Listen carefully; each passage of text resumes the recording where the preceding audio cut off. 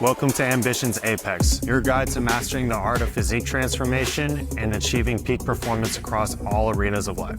Our mission is not just to sculpt bodies, but to change lives, empowering you towards excellence. Dive in with us as we explore insights and strategies designed to elevate you towards your journey of self-improvement. Enjoy the ascent. Alrighty, we got another episode going on. Today is cool because I have a guest here. His name is Mike White, and we have a lot of mutual connections and a lot of similar perspectives based on my observations. And it's cool because we haven't really had a conversation before. So today will be the first. We're going to get to know each other a little bit and talk about some common interests and things that we enjoy talking about. So Mike, thank you for coming on. Absolutely. And thank you for taking time out of your day today. Yeah, thank you for having me, man. I'm excited. I love getting the chance to talk shop and kind of bullshit. Of course, man. So the first time I heard about you was through a mutual connection. Dylan, you coach him, correct? Yeah, absolutely. Yeah. Dylan was my very first client, actually. Still, Really? 5 years later, we're still rocking. Damn, I didn't know that. Yeah, Dylan's local here to Houston. So, I remember a long time ago, I was watching his progress and I was pretty impressed. I was just like, who are you working with? And he linked your profile and went to your profile. I was like, oh, this guy knows ball. So I was like, it seems like you're working with somebody who knows what they're talking about, which is good. But I want to know a little bit more about your background, man, because, I've seen some of the social media posts. You have a lot of projects going on right now. So what kind of brought you to this point? What's your background, like athletics? What got you into the industry, education, that kind of stuff? Yeah, I'll start with background in athletics because there is none. I quit playing sports in high school because I was so bad at them. I played lacrosse from like 3rd grade until 9th grade. And you'd think after playing for 6 years, I would learn how to be able to throw and catch with both hands. I couldn't. So I was like, the shit ain't for me. So my really only competitive things that I did as like a young man, like in high school, is I was on the robotics team, which was cool. And then I started competing in powerlifting when I did my first meet when I was 16. So I started going to the YMCA when I was 14 or 15 after I had hung up sports.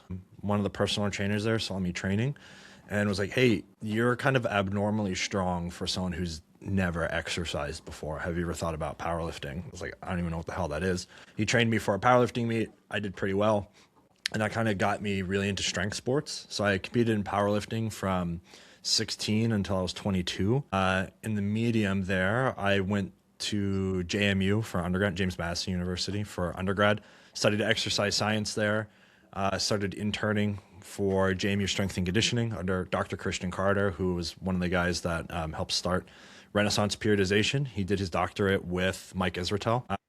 So I learned a lot from him. I took his class. I ended up TAing in his class. I was his intern, like I mentioned. And then I stayed for my master's at JMU, where I was doing a master's in nutrition and exercise, basically. And I stayed on to be a strength and conditioning coach while I was there.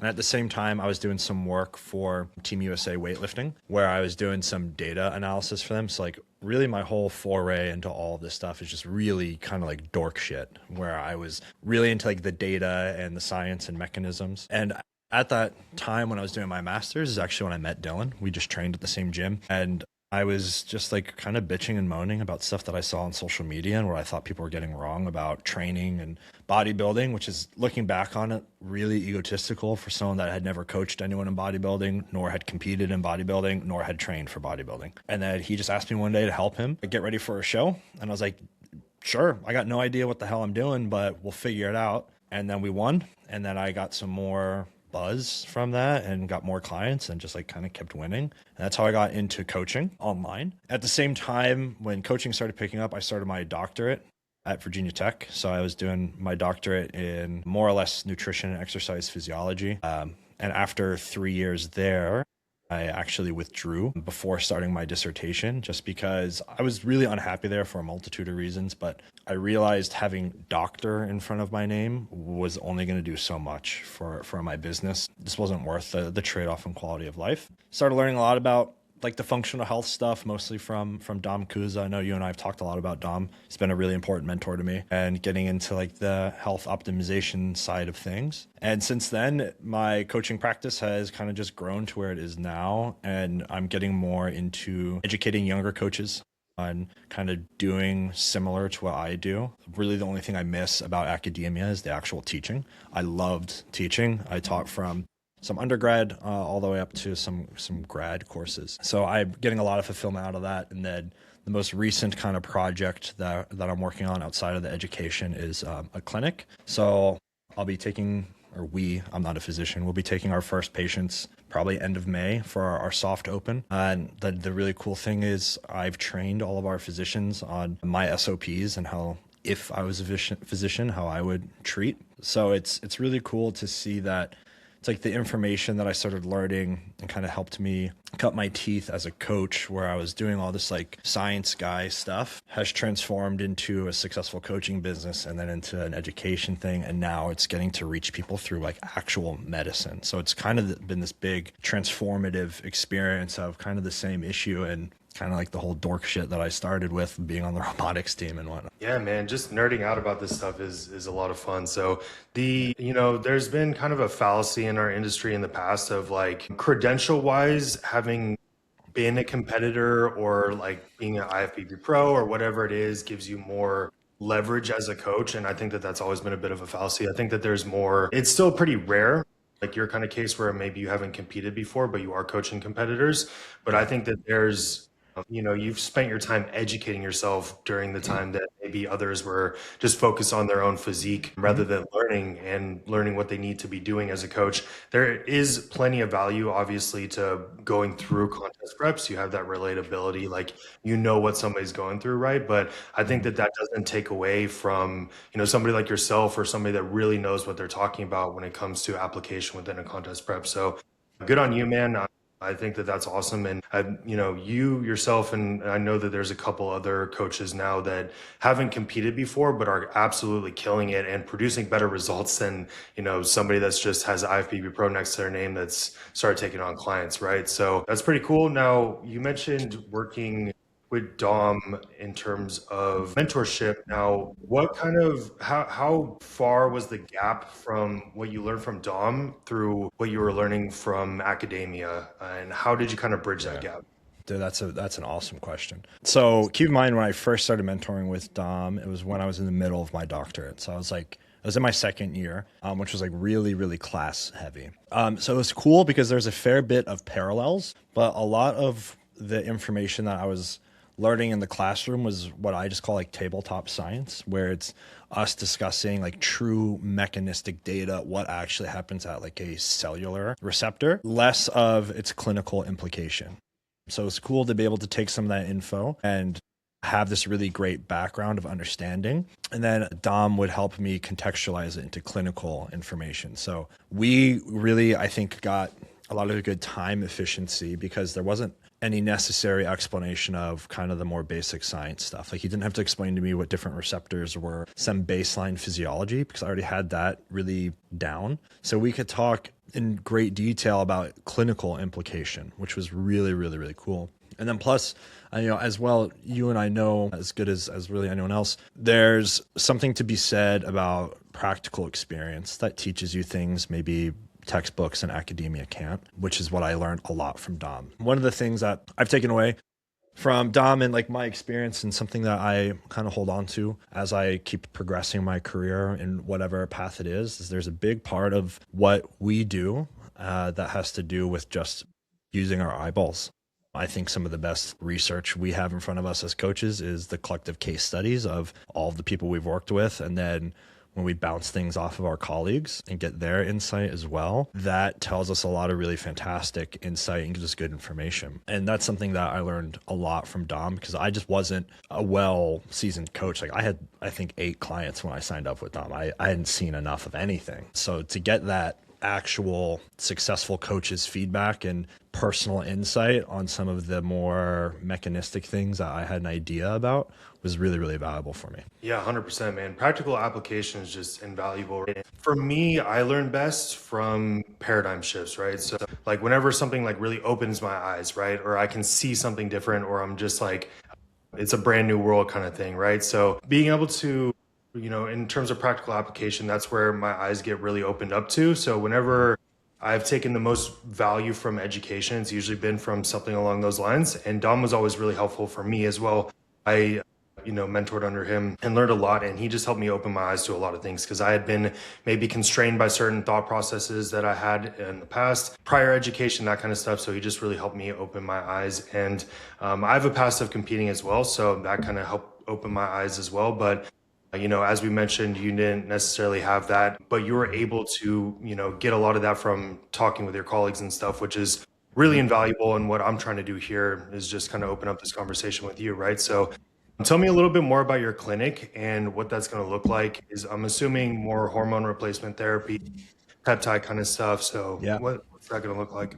On top of that, it's going to be like kind of the concierge medicine model. So yes, there's a big focus on kind of the holistic health portion, just because obviously that's something I've really fallen in love with the past couple of years and do a lot with my clients. But the concierge medicine model is something that I really like, not to like totally derail the podcast and get on a soapbox, but some of the issue with the current medicine model and treatment models in the US largely has to do with insurance. Like, I think there's this pervasive thought that a lot of physicians are just like ignorant to wanting to spend time with their patients. And while I'm sure that's out there, a lot of the physicians that I know personally and just general trends that I see that physicians talk about on the internet, it's a lot of getting stuck in confines due to insurance, and the amount of time you can spend with clients is directly impacted by the insurance companies that you like can accept and this, that, the other. So obviously we're a no insurance model, it's cash pay, but like our physicians are able to meet with you longer.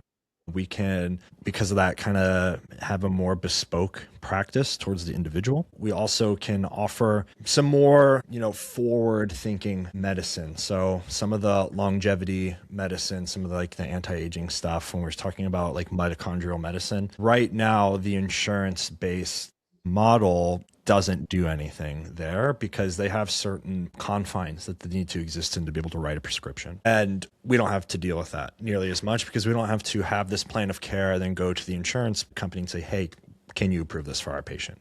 It's just, here's what our plan of care is, and patient says yes or no, which I'm really, really excited about because I think that gives a better outcome generally for our patients because it's a more bespoke model and because we can be on a little more of the cutting edge of scientific medicine. I love that, man. And that's kind of how I run my brand as well.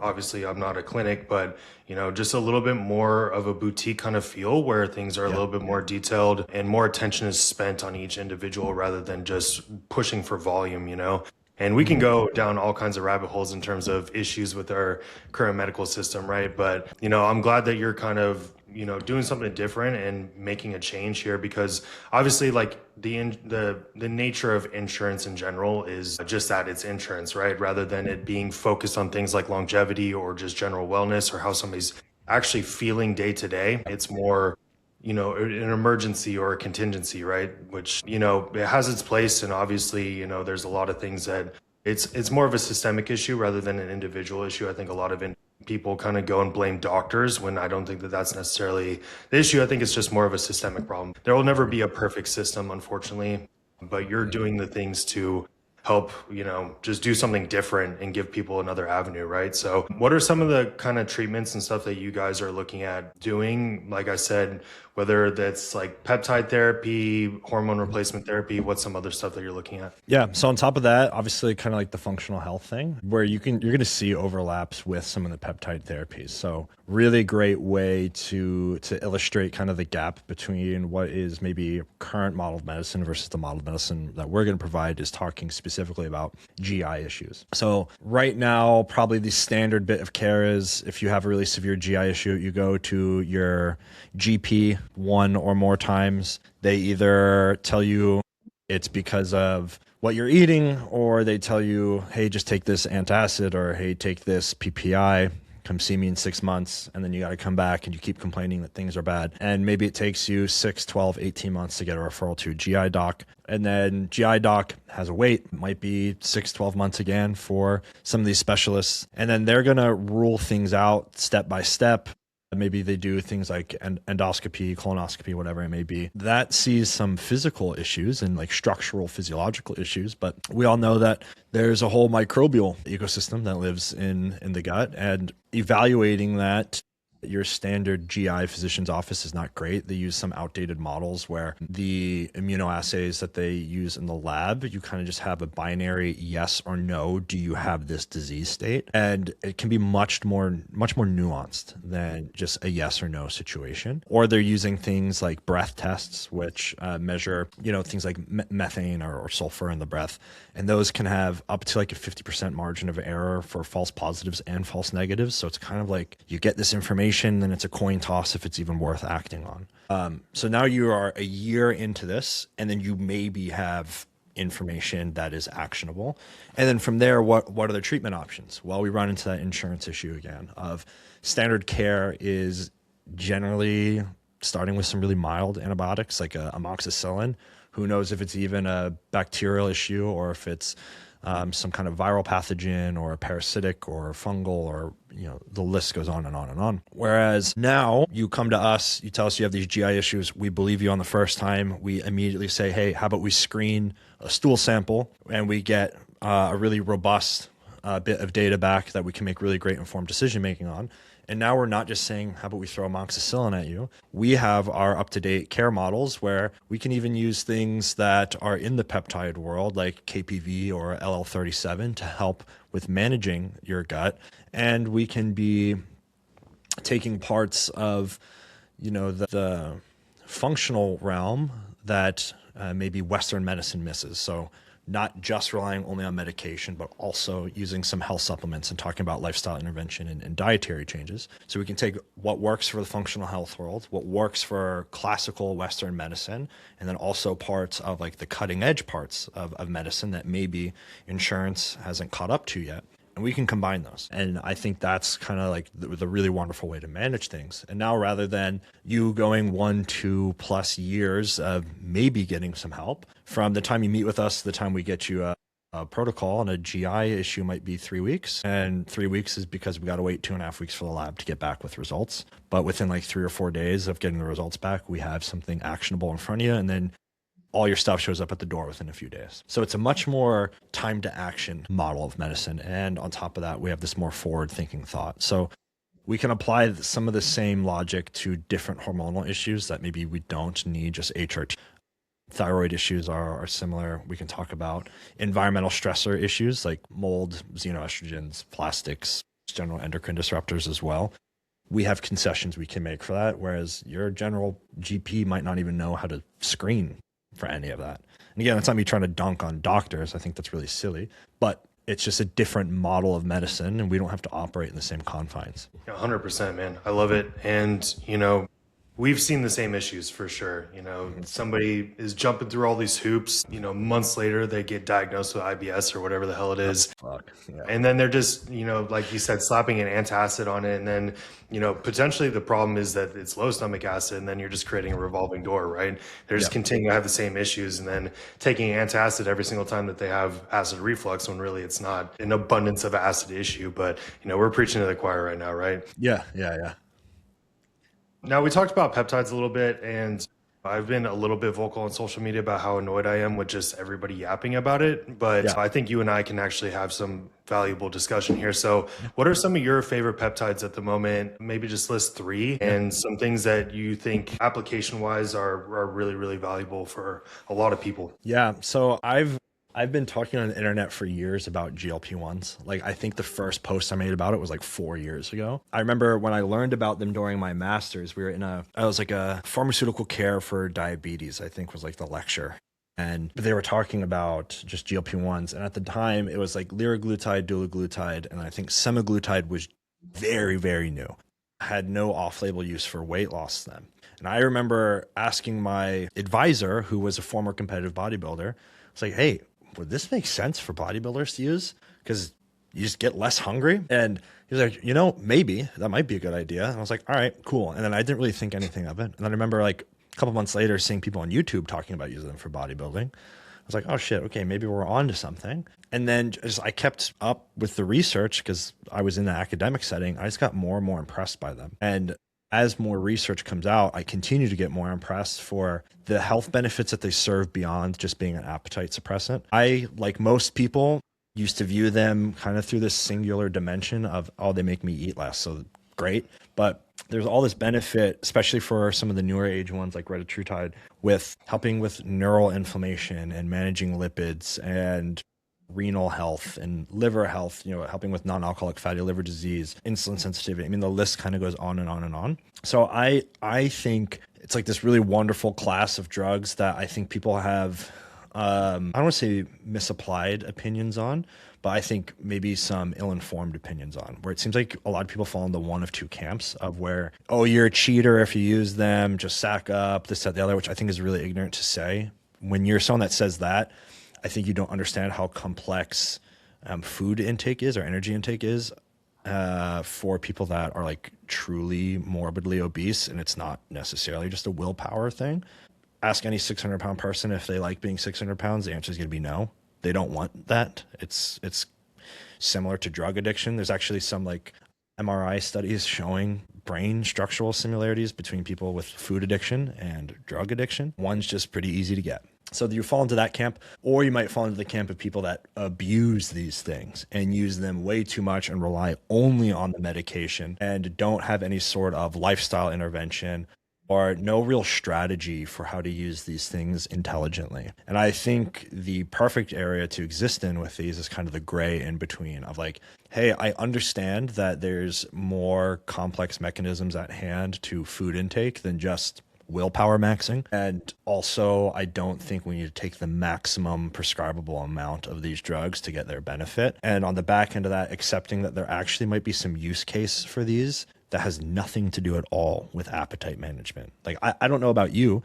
I have some of my off-season bodybuilders using like 0.25 to 0.5 milligrams a week of Retta to help manage lipids, to help manage insulin sensitivity, to help keep kidneys healthy. And I love it for that. So that's probably number one, is like that whole class of GLP-1 drugs. Number two, I kind of go back and forth on them, but this is one of those things where anecdote is really difficult for me to ignore, are some of the healing peptides like BPC and TB500. There actually isn't great data on them. There's some really fantastic rat model research, but in terms of humans, there's not. But I think it's impossible to ignore the amount of people that report benefits from using them. So I like those a lot. And then if I had to like throw another one into my top three, I really love SS31 for helping people's heart, helping people's kidneys, for helping just with general, I know this is like such a played out term, but like mitochondrial function. We get a lot of people with just improved mental clarity, improved day-to-day energy, and even when they like discontinue the use. So there's some like permanent mitochondrial remodeling that can happen. And I love it for that. And then, yeah, so you mentioned the GLPs. So I really wanted to touch on this today specifically. Yeah. And you're like me, like we started talking about this stuff a while ago. My first interaction with peptides was like literally over 10 years ago. Like I was getting prescribed GHRP2, GHRP6, Yeah. Sermorelin. I messed around with melanotan, like in my early 20s. Like, like peptides have been around for a long time. It's not, this is not a new discussion, right? Right. And you were onto the GLPs pretty early on too. Now, as soon as I started hearing about the GLPs and learning about them, my first thought process was not about contest prep. It was about off season and reverse dieting phases. I was like, this is going to be fantastic for like bikini competitors that really struggle post show. Like I was thinking like all the other areas other than fat loss, right? Yeah. Which is crazy. But just like food noise, because it's like it's such a common issue, like the binging, the issues with just food noise, especially after contest prep, and then insulin sensitivity modulation during off-season phases, right? Now, I have concerns about utilizing it within a contest prep. I don't have concerns about it for fat loss outside of a contest prep, right? Now, I wanted to get your thoughts on this today because this was one of the primary things I wanted to talk to you about because I know you've been talking a lot about GLPs. Yeah. So obviously, like retatrutide is going to be the more common one utilized within bodybuilders, I would argue, right? Yeah. And, I'm on it myself, athletes I know that are on it, Yeah. et cetera, right? So it's fantastic. But my concern about it within a contest prep is obviously motility, right? And it's going to Yeah. be the GLP-1 specific component of it that's the issue here. The other components aren't an issue. Hmm. Now, one of the primary things we focus on within a contest prep towards the end, obviously, is going to be modulation of motility, right? More, I'm sure you've seen it, the gut turns into cement without a GLP-1 in place. Towards the end of a contest prep, we're trying to figure out how to reduce food volume towards during the peaking process. We're doing everything we possibly can to get the waist as tight as possible. So to me, GLP-1 is definitely, a risk factor within a contest prep. I wish we could, and then my thought process is that I wish we could have it in place on the front end of a contest prep and then Hmm. pull it, right? But then we're creating an unpredictable environment late in the game when we need things to be as predictable as possible and variables to be as controlled as possible. And my other thought process is to keep it at a very low dose. So Yeah. what is your thought process here? And this is really what I wanted to pick your brain about today. Yeah, totally. So I think there's like so many different ways you can do it. I am a big fan of, with most drugs in general, use the lowest amount that you need to get the benefit that you need. So if you're someone that you only need 0.5 mgs of Retta, cool. That's amazing. Let's just do that. I think we get a pretty good idea early on in a competition prep if it's going to cause some gastric motility issues. So I don't know how you diet people. I am really big on like really aggressive food pools and then good refeeds, like multi-day refeeds. So I might dig someone for 10 days and then give them 2-3 days of a high day. And then usually after that second or third day, we can tell if it's going to be a problem. They're telling me like, hey, when I'm going to bed at night, I just feel like my stomach is blown out, or I'm waking up and it still feels like food is sitting. That will start to give us some insight on, okay, maybe we need to start playing with food selection a little more, and maybe we move off of higher volume carbohydrates, move to lower volume things, start using things like jams and honeys and things of that nature. Another thing that we can do is use prokinetics. So something like a Cascara sagrada or a ginger root extract just will help with the migrating motor complex, which is like, for those who don't know, is the mechanical signaling for pushing food through the gut tube. So those will help stimulate that, which I really like. You can also use something like an Iberogast, which is a over-the-counter herbal supplement just for helping, again, stimulate motility. So there's ways I think we can predict a little bit what's going to happen towards the tail end of a peak week. I'm actually of the opinion that most of the time those GI issues in peak week are because of people's headspace. 100%. They get, I don't know if you've noticed this, I feel like some people get to 3 weeks out and they just start to unravel on themselves. It's, I'm not ready, I'm not gonna be able to make it, oh my God, I'm so small, I'm still fat, I'm this, I'm that, the other. And they just start really picking themselves apart. And that stress left unchecked for so long, I think really wreaks havoc on people's gut, especially if they're having to get really restrictive with their diet at the end. Obviously, we would love if everyone could diet on 2,700 calories, but let's be honest, some people have to do chicken and zucchini for the last 3 weeks of a diet, and that's all they can do just to get in the shape that we need. Once we start having that really low nutritional diversity, that also starts to affect the motility thing as well. So we can kind of have three issues compiling all at once, where we have this low diversity of diet causing some issues with GI movement. We can have the GLP-1 in that's causing some issues. And then we have the stress, which in my opinion of the three, that's the biggest one. Mm-hmm. I think if we can help manage the stress of our clients, that can become really, really powerful. Another thing that you could do instead, if someone gets really, really bad motility issues from stimulating that GLP-1 receptor, you could always use something like cagrilintide, which is an amylin receptor analog. And that really just knocks people's appetite out and doesn't cause as much GI upset, if really any at all. The only thing to be mindful of there is some people get really crazy fatigue from it. So it's one of those things where it seems like you gotta know how to pick your poison. Do you really want to be like super, super hungry? And for some people, that's not an issue. But I know for some people, the appetite can get so bad it starts to affect like how they work, and some people, they have to be really high functioning at their job. So yes, it makes sense maybe to lean into more of an appetite suppressant. And then it's, well, is it going to cause us issues? And what's the trade-off there? Can we then add in some motility aids? Can we change food selection? Can we change what fiber intake looks like to help? And then that that becomes part of the conversation as well. So there's a lot of moving variables, I think. 100%. And I knew that there was going to be a lot to unpack there. So I'm glad Yeah, that we're talking about this. So you're kind of, aligned with me in the fact that it's going to be on a very select basis, right? Within a contest prep. absolutely. 100%. Yeah. So like, because I've seen posts from, whoever it is, just viral slop or whatever we're seeing on social media, people saying like, oh, it's some dude that's never gone through a contest prep before saying it's going to be this huge red true size, the biggest game changer for contest prep ever, blah, blah, blah. And people are just tossing it in on a whim without understanding that it is a compounding risk factor towards the end of a contest prep. And like you mentioned, usually like towards the end, it's usually it's a stress piece, right?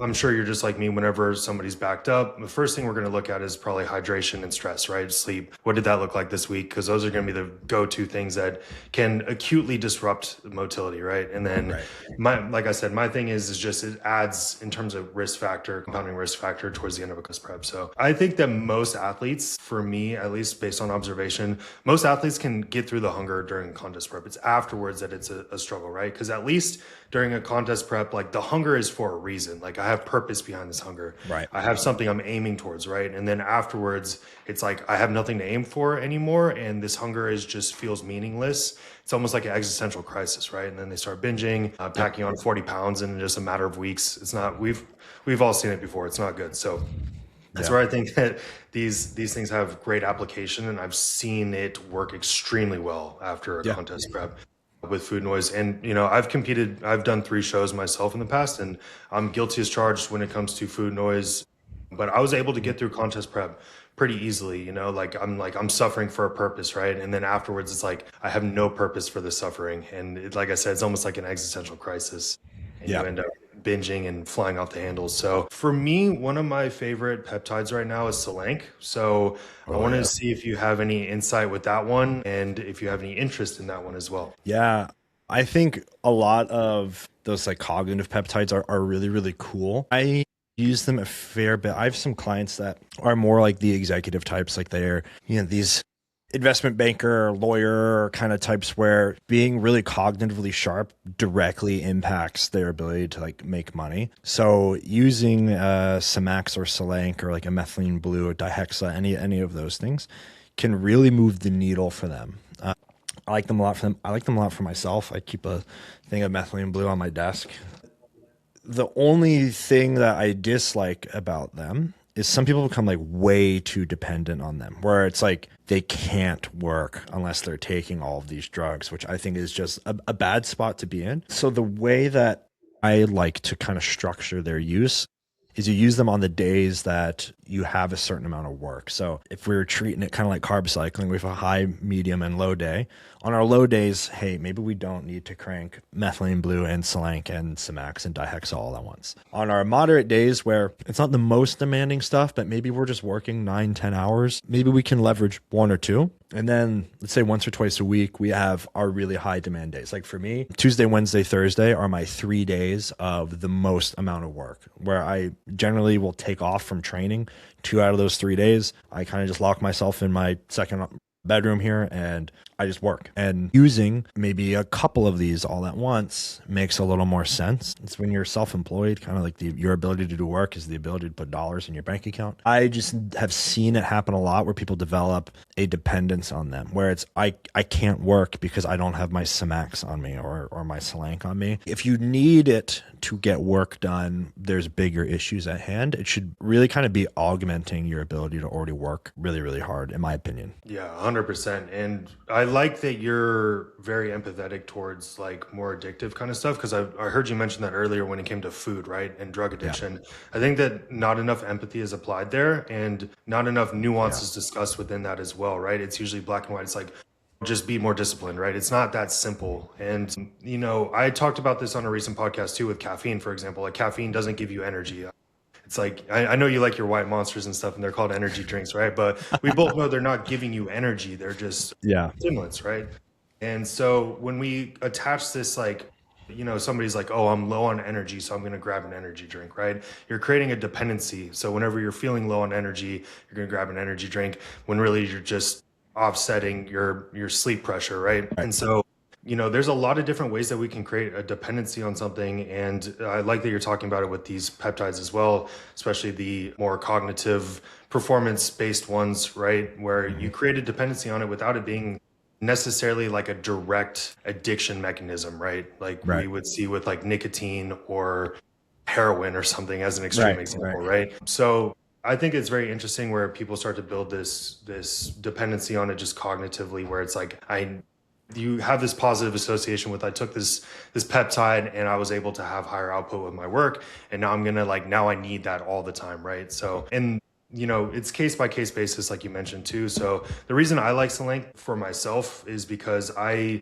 definitely ride at more of a sympathetic tone just naturally all the time, right? Yeah. So it kind of brings me back down where I can smooth that out because it's like, if I was using Simax and these other ones as well, where they're a little bit more of a stimulant, I would say, or upregulation when it comes to like dopamine and stuff, it kind of brings me back down to a better spot with the Solank where I have more of a flow state rather than being too aroused, if that makes sense. I feel like it would just be kind of all over the place. So you can kind of read an individual I feel like where they need to bring their baseline to in terms of cognitive performance, if that makes sense. And I think that that's really valuable too. So, and then you mentioned the SS31 and mitochondrial function. It's funny because I was actually making a post yesterday about like some of these things that I was talking about so long ago that are just like viral now. Like you said, mitochondrial function is like it's like a buzz term at this point, but I know that SS31 is really, really valuable for this. So what's some application you're seeing with this and some insight that you might have for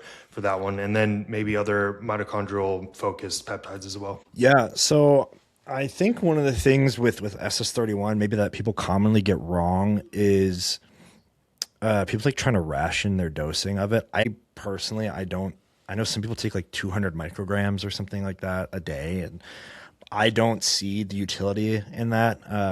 When we look at any of the clinical literature on it for especially cardiac health, it's a lot higher dosing. It's like, in my opinion, if you're taking less than maybe 5 milligrams a day, it's save that money for something else.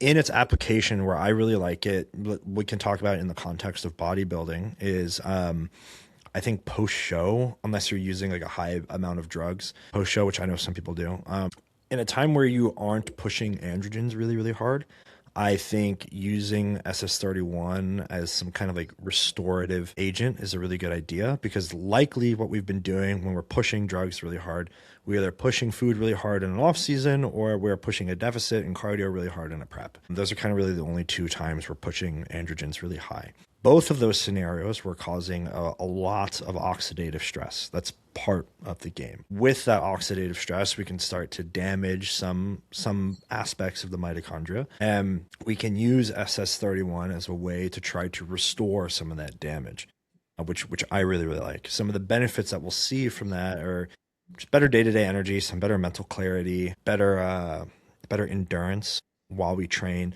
and some better health markers, so like better lipids, better kidney numbers. Like I've seen cystatin Cs improve a lot just from SS31, which I really like. And then some other kind of mitochondrial agents, I find the only ones that I use frequently enough to like really talk about are MOTS-C. I like that a lot. It's another one where I like it more in off season, almost more than like a fat loss phase, for helping maintain insulin sensitivity. I think it can be pretty potent. And also I have a couple guys that I work with now who are more like, I just do their nutrition and pharma, that are more in the kind of endurance realm, where they do either running a lot or they do like high rocks adjacent workouts. I found MOTS-C a couple times a week before those training sessions. It seems that the enhanced kind of like mitochondrial substrate utilization of glucose and fatty acids seems to really improve their endurance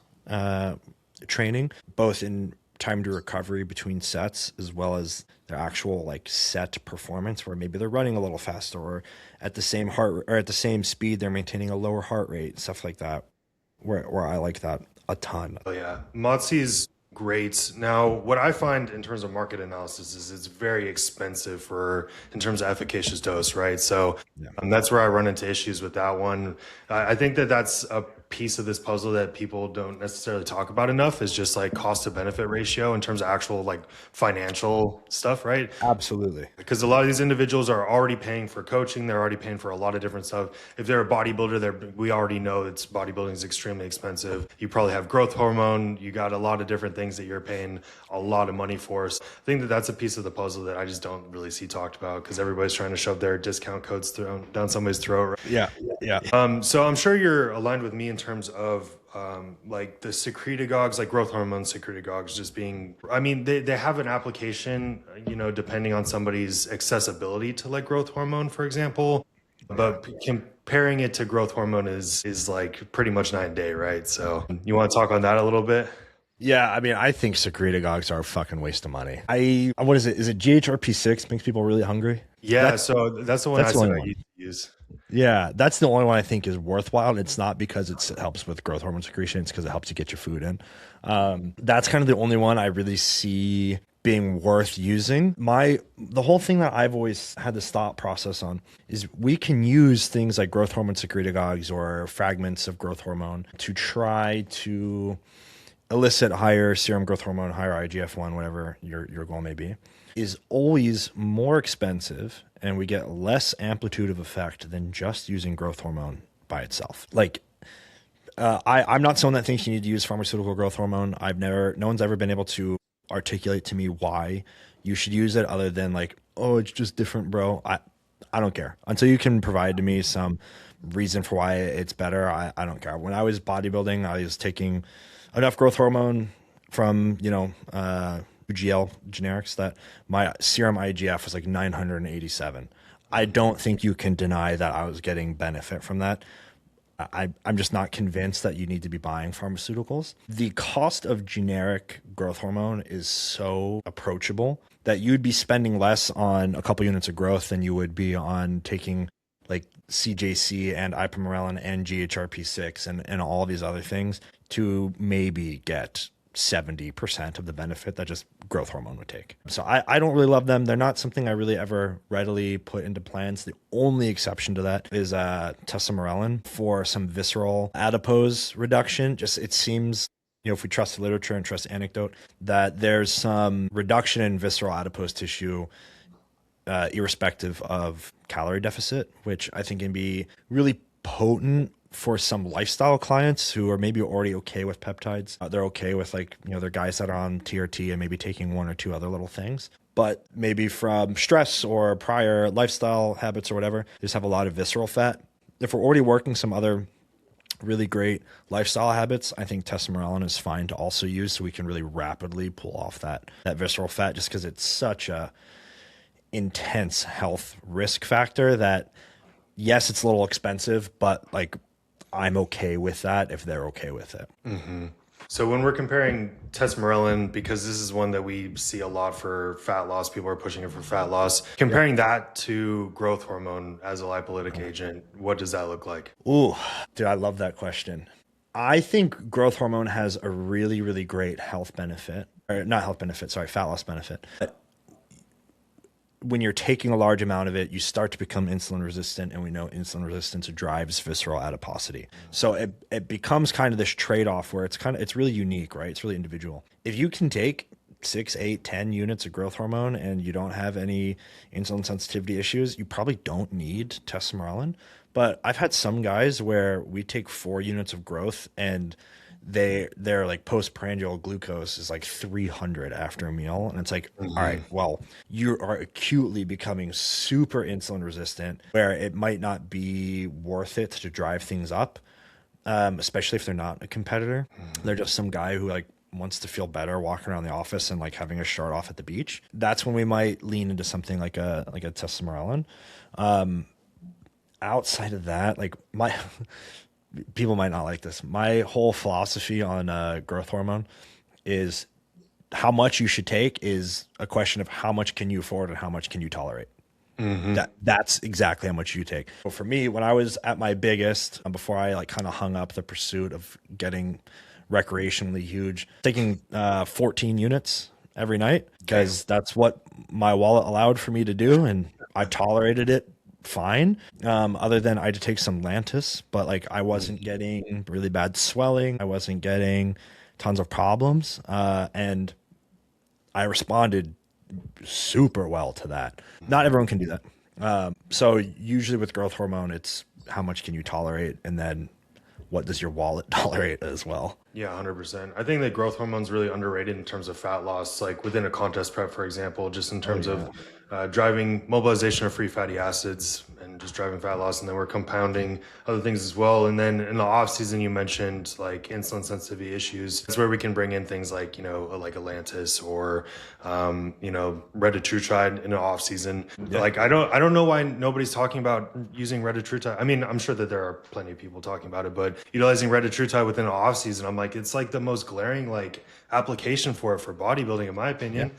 Like, right? Like we're staying insulin sensitive. Like if you can put your food down, you're good. Running it at like a low, just kind of static dose. It's just, I see it work extremely well. So in terms of other fat loss stuff, because I feel like we've kind of lost the plot here in terms of like contest prep with like other fat loss agents. So what are some of your other favorite things that you like to utilize within a contest prep outside of peptides? Yeah. So there's this weird kind of trend I feel like I've been seeing on social media the last like 2 years where people bash T3 usage, which it's this weird flex. People will be like, oh, we got in contest shape without needing T3. All right, who cares? Yeah, judges aren't going to award you extra points because you used or didn't use a drug. No one gives a fuck. It doesn't mean you're a better coach. It just means maybe your clients have that individual client has a different resilience to the dieting process. Whoop-de-doo. I like T3 a lot. I like it as a replacement dose. I like when we can push it a tiny bit super physiological. I don't love ripping it super high, mostly because it starts to cause people some like heart rate issues where there's like, hey, dude, my heart rate's 90 beats per minute all day. I don't want that. One, it feels really shitty, and I think it feeds into that anxiety feeling that we can get in a contest prep. It's going to affect their sleep. It's going to affect their ability to like rest and recover. So I think T3 is good. Clen, I've kind of gotten away from with the dawn of like SLU PP 332. I like using that a lot more, and maybe we can use it as like an additive with Clen, where, hey, maybe if we're using 5 milligrams of Sula every day, we're getting enough fat loss that we only need 20 micrograms of Clen, and it's not so much that we're cranking on the heart rate super high, and you're not getting this anxiety and terrible sleep like you would with T3. Because I think some people forget that Clen has a 36-hour half-life. It's not just like a one-day thing. So if you take 120 mics of it first thing in the morning, well, it's kicking the whole night while you're trying to sleep.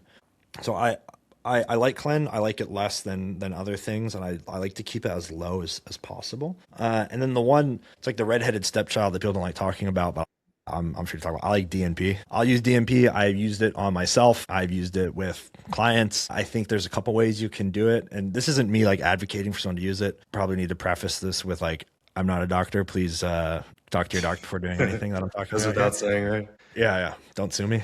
With DNP, I think there's kind of two ways that people seem to do it. You can do low and slow, which I think is fantastic, or you can do like get in and get out, quick and dirty. I think both have utility. It just depends again on the client. One of the, I don't feel comfortable talking necessarily about doses for this one, but one of the things that's like really common in terms of side effects is like a really bad cognitive slump, just because everything is so demanding. So if you're someone that has like a job, like a real job, like not something where you're just like showing up to work. If you're someone that has to be like cognitively sharp, it's not for you. It's going to make your brain feel fried. Your energy is going to be low. I think if you're someone that like has kids, it's probably also not for you, because you're not going to really be able to like keep up with them. And to me, that's more important than bodybuilding is. But if you're someone that you can kind of get away with operating at 70 or 80% at work, and it's not going to affect the bottom line, I think it's a decent utility. And I actually think when you use it in a really low dose setting, you get a lot less of those shitty side effects, but you still get this cumulative massive assistance for fat burning, which I think is really potent. And it's weird. DNP is one of those things that I feel like a lot of people don't like talking about, and I understand why. But there's a lot of people that I know who are coaches that use it with their clients, and then I also actively see them talking about how dumb and bad it is to use on the internet. And if your coach suggests it to you, it's because they're a bad coach. I think when it comes to drug use in general, this isn't just about DMP. Having a binary approach of good and bad is not smart. I think that shows a really lack of understanding of being able to contextualize physiology for your clients. Does DMP make sense for everyone? Absolutely not. Does DMP make sense for some people? Maybe, and that's worth opening up the conversation. But you can apply that same logic to literally any drug. You can apply it to statins. I know people love to dunk on statins all day. Well, sometimes they actually do make sense. Am I the most pro-statin guy in the world? No. Have I put them in plans? Have I suggested them? Absolutely. So I like DMP, but all that to say, you got to be really, really careful with it, because that is one of the very few drugs in this game that you will die taking it if you take too much of it. So not something I am suggesting anyone here go use. Yeah, it's kind of that gap between efficacious dose versus what will kill you, right? That's where it can be a tight window, that gap. It can be pretty small. Yeah, for sure. And I love that you said, talked about just black and white thinking, because I'm a huge proponent of that. Like, one of my favorite sayings is there is no good or bad, there's only context and perspective, right? So that's like something that I've carried with me through my whole career. And for example, like in emergency rooms, they're using fentanyl and ketamine. Those are two things that you could say that are inherently bad, but it's just not necessarily the truth, right? So it's a good example of that. But yeah, fat loss drugs are really interesting. The T3 thing, my theory is, because it's always kind of gotten a bad rap, like always, as long as I've been in the industry and involved in bodybuilding, which has been quite a while. It's always gotten a bad rap. And I think that the misunderstanding is that there's a lot of ignorant cases where people are saying that bodybuilding fucked up their thyroid. This coach fucked up my thyroid. It's always that story, right? Like, oh, this last coach I worked with really fucked my thyroid up. It's like, no, bodybuilding downregulated your thyroid because you were in a deficit for a very long, prolonged period of time. And it's maybe because you didn't use T3 that your thyroid's fucked up now, right? Yeah, I would actually, it kind of is similar to like the natural prep versus enhanced prep. I think using replacement doses of hormones during a prep is infinitely healthier than just raw dogging it. I add T3 in kind of as the first time labs would indicate it during a contest prep.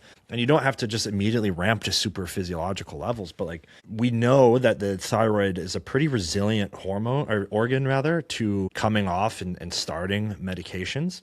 It's like, if we are only going to use it for like 10 weeks, like let's say we're using the last 8 weeks of contest prep, and then we're tapering it on the back end during a reverse for 2-ish weeks or so. If you are smart with how you support it with maybe like a glandular supplement and minerals and proper food intake and stress management, the odds of it coming back onto its previous function are pretty good.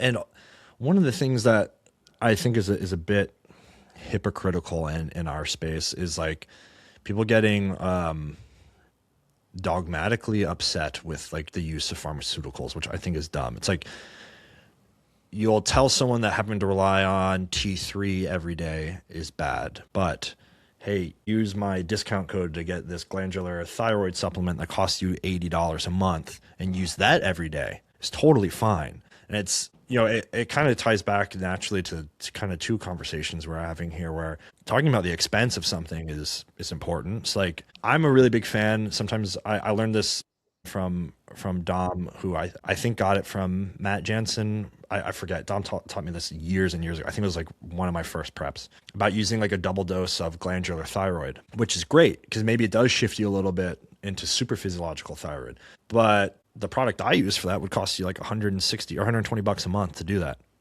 $120 will get you a lot of generic T3 tablets. It'll get you more than a lifetime. I would rather just lean into that, and then maybe we use the glandular on the back end when we're trying to wean off of the T3. But I don't know. I think, again, what we've talked about, there's proper use of some of these tools and pharmaceuticals, but there's also improper. And if you're kind of well-read and you understand some of the physiology, you start to look at maybe some of the supplements that are readily getting used, and you're going, well, why wouldn't we just use the pharmaceutical adjuvant version of that? Because it's 1/100th of the price. We know for certain it's going to work. There's no, hey, maybe you respond to the supplement well, maybe you don't. Medication has a much more like high efficacy rate. I don't know why we wouldn't. And again, it's kind of a weird hypocrisy where people take like Chinese bathwater steroids and peptides, but then I suggest maybe we use like, ezetimibe to handle lipids, and people are like, whoa, you're a pill pusher. It's like, all right. All right. Yeah, man. I think a lot of it's like emotional attachments. And like I said at the beginning too, just like paradigms, right? Like people have these ideas. One that I see that is similar to what we're talking about here is like women with Anavar, for example, right? It's like you have so many options on the table in terms of pathways that you can utilize for physique enhancement or contest prep that we should be looking at that you've already like tossed out the window and you're wanting to jump at Anavar because it's like it's what's normalized, right? And it's like your mind has created this normalization around it when, an androgen's probably going to carry the relatively speaking, like the higher risk when it comes to just general side effects, irreversible side effects when it comes to pharmacology, right? Like we're looking at virilization. And when it comes to other potential pathways that we could be utilizing, you've already like tossed them out the window when they could be much lower risk in the grand scheme of things for you, right? So it's a similar thing that I see for sure. Now, shifting gears here, we've talked a lot about PEDs and peptides, but I wanted to talk to you a little bit today about AI within the coaching industry because I've seen you talk about it. Yeah. And this is definitely a hot topic. So, I am somebody who is very introspective. I spend a lot of time thinking about like ethical considerations and just general like morality considerations. My girlfriend's a lawyer too, so we talk about this kind of stuff all the time, and just implications of that. And seem like a very intelligent individual, so I'm sure that you have similar thought processes and like how you approach this kind of stuff. But with AI specifically, I've sat and like really meditated on these kinds of things a lot in terms of, where it's going to have its place within our industry, how it's being utilized within our industry. I know that you're pretty outspoken about it too. I've seen some of your content about it. So I wanted to get some of your perspective there. What are some of your thoughts and considerations and concerns about it being utilized in our industry? Yeah. So I think for some groundwork and some foundational kind of terminology here, I think there's a really big difference between AI augmented and then AI generated. So AI augmented is essentially you use it to maybe accelerate timelines on things you already would do or things you already know, or you use it to improve working efficiency. And then AI generated is kind of creating things that you're relying on AI for that you couldn't create with your own mind. And that's not to like take a shot at people. It's just like sometimes you just don't know things, you need to go learn it. But that's kind of, I think, the foundational part here. AI augmented, I think, is totally fine. I use AI for a lot of my stuff. You can't see it in this camera shot, but I have a separate computer on my desk that is just an AI machine that I have running 24 hours a day. And it does things like it monitors my email for me. So it flags the important emails for me because I get 1,000 emails a day. So it tells me what I already need to do. It goes out and it scrubs different research databases for things that it knows I would like to read. And it pulls articles for me so I can stay up to date without me having to manually go search for these things like I otherwise would be doing.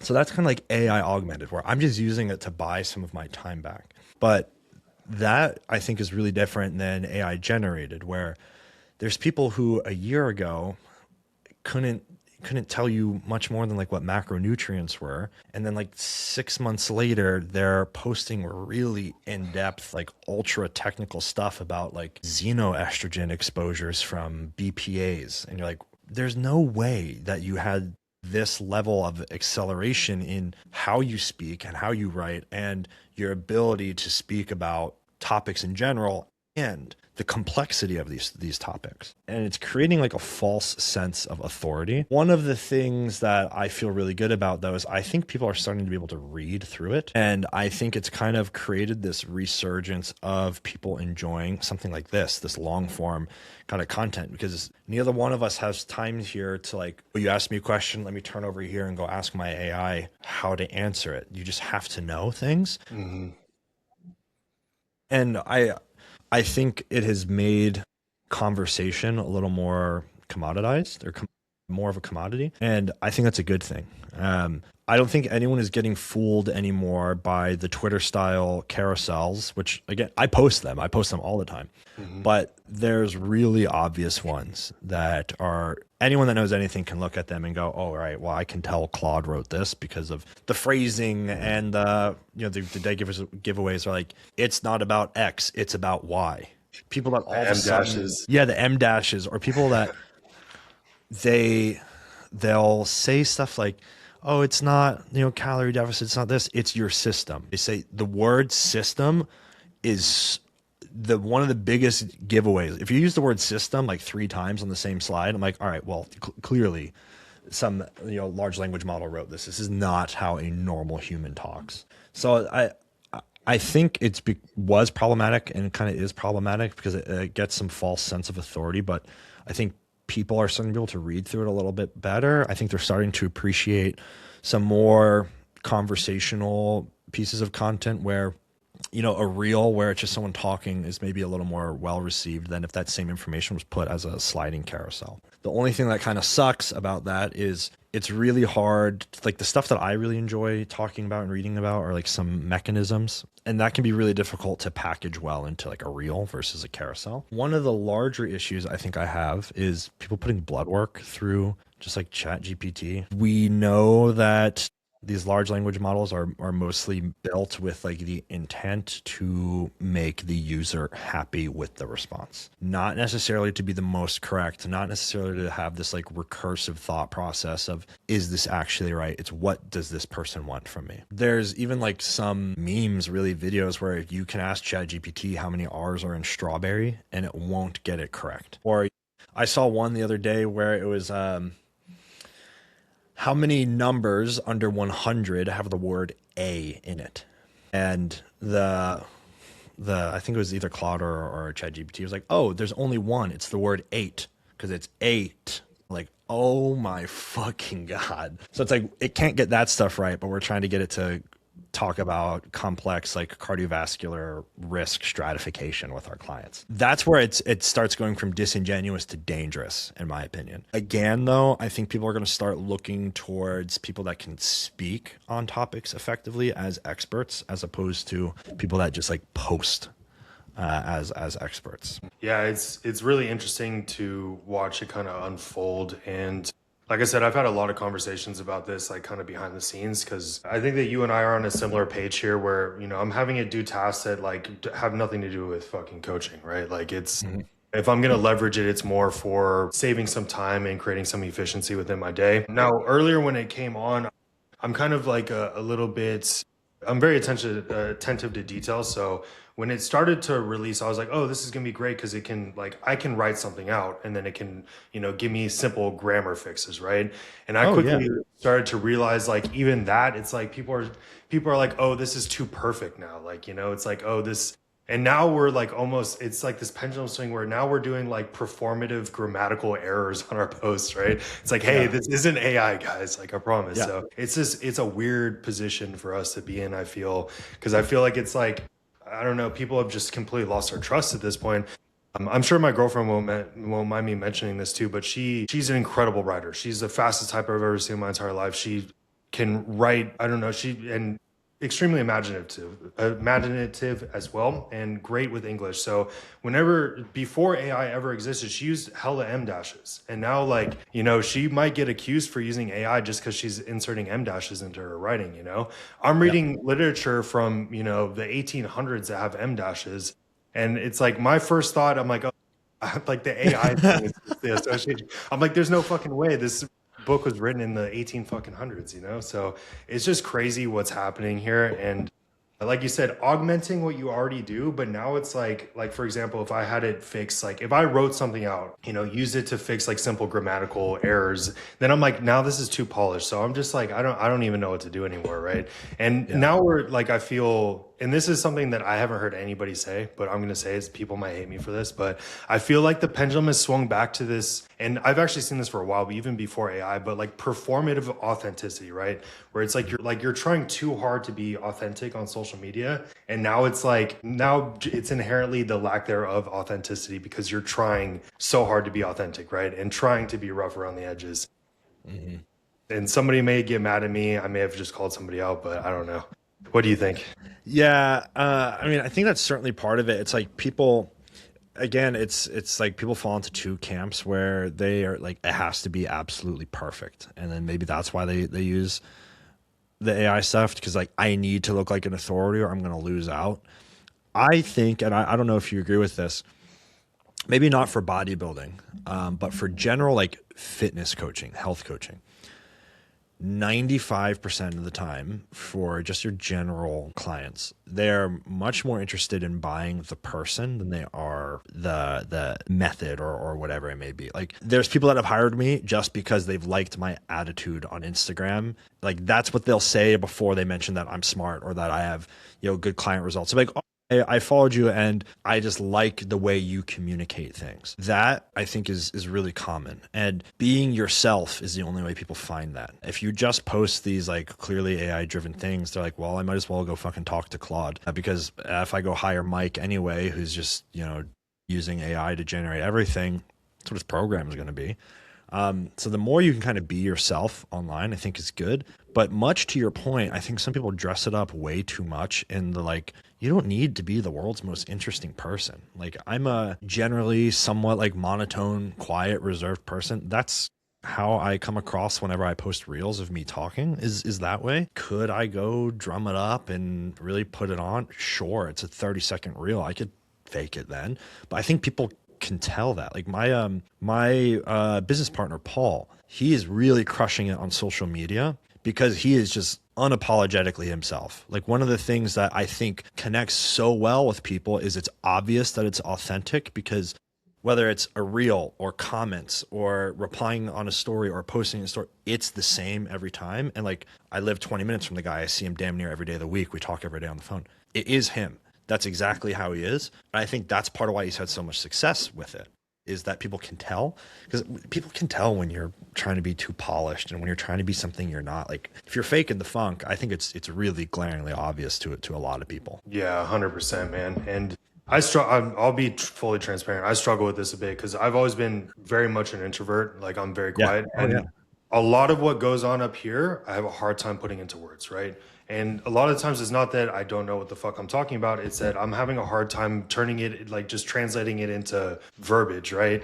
Yep. And so I struggle a little bit with like the social media stuff because I'm like, I have it all up here, but it's just not coming out right. And I feel like that can, set me down in terms of authority and all this kind of stuff. So I've been kind of I try to ride a balance, man. I'm myself in a way of like, I worked with a business mentor a long time ago too that had nothing to do with our industry. And he was always encouraging me to be relatively polished with my brand, right? Like, he always said no cussing, no religion, no holidays. Like he just had these rules that I kind of followed and it worked well. Like, just having, I feel like a lot of people associate my brand with being kind of polished and all this kind of stuff. But now with the surgence of AI, it's like it's almost kind of just diluted everything, which is, I don't know, a bit frustrating. So I'll be honest, I kind of struggle with this kind of stuff in terms of my thought process and where we're at in this industry. Because like I said, behind the scenes, I know what the fuck I'm doing with coaching. I've been doing this for over a decade. I've just got my career started very early on. And now I just feel like our industry is very diluted because of AI, because of a lot of different things.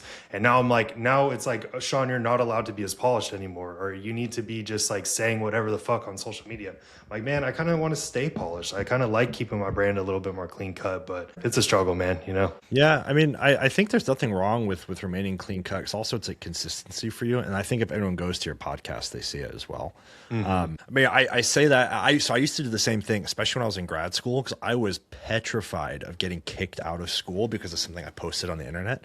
But I will tell you, the less polished I've gotten, like the kind of almost better it's been for me, where like some of the more, I don't want to say like popular reels, because nothing I've ever posted has been like viral, but some of the stuff that has gotten more reactions from people and started these conversations and kind of got more people in my ecosystem is kind of me just like being a wise ass and poking fun at other people's opinions. Like I recently made a reel about some people will say like taking Retta will make you unable to love your girlfriend. And I pretty much like, you're just emotionally stunted, like man child that's just looking for a scapegoat. That was just like this random thought I had. It had nothing to do with my brand. It's very different than how like I present myself on something like this or in my writing or whatever. It got really great traction, got some people messaging me. It got some new clients in the door. It got people interested in education. Another time, like I posted a reel saying doctors telling you just have IBS or retards. Not how I talk in my normal day to day, but it was just like this random thought I had. I was like, oh, I'll record this and say it. very unlike me. I actually sent it to Dom first, and he was like, I don't know if I'd post that. And I was like, "All right, whatever, we're going to do it anyway." And like, I think people crave, like, it's that personal brand thing. People, I think, crave feeling personally connected to someone. I think especially in our realm, and again, I think it's something maybe less in bodybuilding and more in like this general health coaching, because bodybuilders, they just want to win. And then there's an asterisk for some of them also want to stay healthy. Some don't care. But in terms of like this general health realm, I think people want to feel personally connected to you a bit because they're trusting you with so much intimate information about themselves and like their struggles, not only with their health, but with their day-to-day life and like relationships and work. Like, you know, as well as I do, sometimes we play, you know, part-time therapists with these people. And I think they want to feel like they have a personal connection to you. You're not just like a WhatsApp message. So I think it helps, but I say all of that to circle back and say it's really difficult for me as well. I can talk, like we've been recording for an hour and 20 minutes. This is very easy for me. Condensing any of what we talked about down into 30 seconds is going to be pulling teeth for me. It's like, I get it. And social media in and of itself, I think, is a skill that requires some honing. 100%, man. Well, we'll go and close it off here. I would really appreciate if we could do a part 2, because I feel like we could talk all day. Anytime. This is fantastic. So yeah, this was some really valuable stuff. I feel like we have much more to talk about, but I'm not going to take up any more of your time. Go ahead and just let the people know where they can follow you, where to get connected with you, and what projects you have going on that they should be paying attention to. Yeah. Best place to find me is Instagram. My handle, it's at mike.ryan.white. I do online coaching. I do the education for coaches that are like wanting to bud into like a really successful career. And then the clinic is coming within the next, 30 to 60 days or so. And the coaching I do, obviously I work with bodybuilders, but also I do a lot of work with people that are into this general health optimization. So wanting to get blood markers from okay to great, or wanting to, improve their already good quality of life. They know like, hey, I'm good, but it can get better. That's kind of a big passion of mine, is helping people reach that level. The education stuff is to help people do the same, but within like their coaching skill set. It's not some business mentorship. It's actual like hard skills, just with some applied business stuff on the back end. And that's, the pre-recorded lectures. It's also live calls. It's also community chat, in-person events that we're putting on a couple times throughout the year. So there's a lot of support there. And the clinic, it's going to be great. I'm really, really excited for that. Getting to kind of discern the information that I've had in my head onto physicians and then further into more patients is something I feel really fortunate to be able to do. Awesome, man. I love it. You're doing great work, and we'll be looking forward to the part 2, but I really appreciate having you on today. Yeah. Thank you for having me. Yes, sir.